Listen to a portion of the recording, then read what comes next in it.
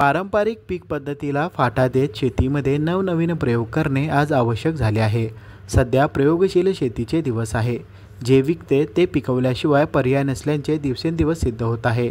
दरम्यान सोलापुरातील उत्तर सोलापूर तालुक्यातील बेबीदारफळ येथील प्रयोगशील शेतकरी विठ्ठल लक्ष्मण साठे यांनी पारंपरिक द्राक्ष बागाला बगल देत कांदा आणि भोपळ्याची शेती करून आर्थिक उन्नती साधली आहे। तर कांदा आणि भोपळ्याच्या शेतीतून त्यांना आतापर्यंत 2 ते 3 लाख रुपयाचे उत्पन्न मिळाले आहे। याबाबत अधिक माहिती शेतकरी विठ्ठल साठे यांनी लोकलिटीशी बोलताना दिली आहे।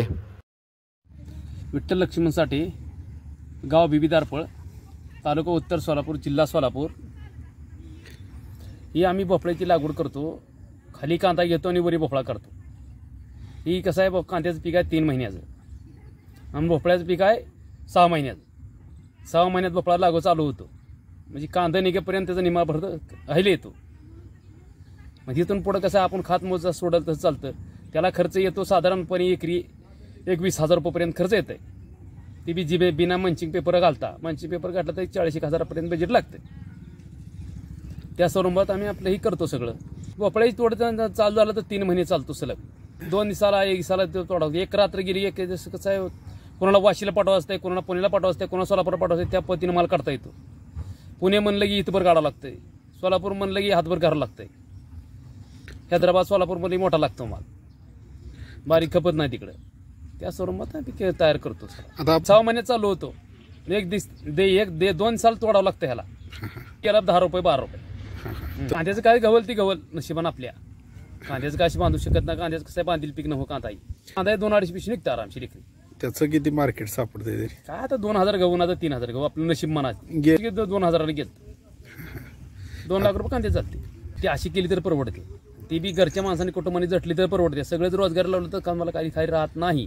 विठ्ठल लक्ष्मण साठे राहणार बेबीदारफळ, तालुका उत्तर सोलापूर असे कांदा आणि भोपळ्या लागवड केलेल्या शेतकऱ्याचे नाव आहे। विठ्ठल साठे हे आधी द्राक्ष बागेची शेती करत होते। द्राक्ष बागेच्या शेतीतून त्यांना नफा मिळत नसल्याने त्याने द्राक्षाची शेती बंद करायचं ठरवलं। गेल्या 2 वर्षापासून शेतकरी विठ्ठल साठे त्यांच्या 2 एकर शेतात कांदा आणि भोपळ्याची शेती सुरुवात केली आहे। कांदा पीक 3 महिन्यात येते, तर भोपळा पीक 6 महिन्यात येतो।